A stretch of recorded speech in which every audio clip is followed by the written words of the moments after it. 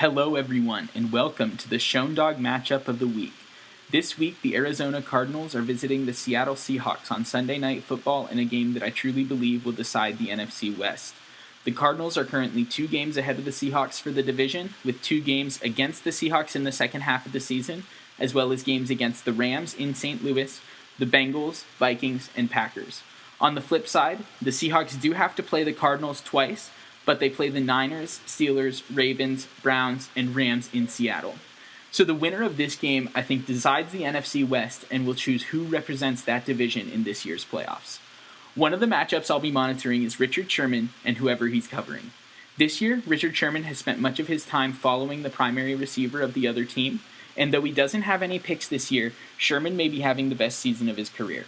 The Arizona Cardinals, though, have a deep mix of weapons on their offense, with John Brown and Michael Floyd, then obviously spearheaded by Larry Fitzgerald, who's enjoying a resurgent season, with 55 catches for over 700 yards and 7 touchdowns halfway through.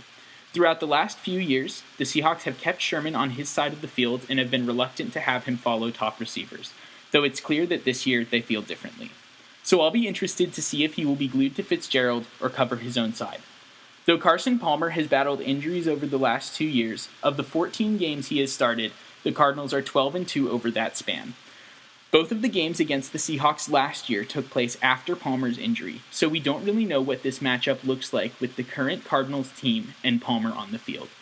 The last time Carson Palmer played the Seahawks was in Seattle during Week 16 of the 2013 Super Bowl season, where he handed Russell Wilson his first loss at home despite throwing 4 interceptions to the ball-hawking Seahawks defense. That's been your Schoendog NFL matchup of the week.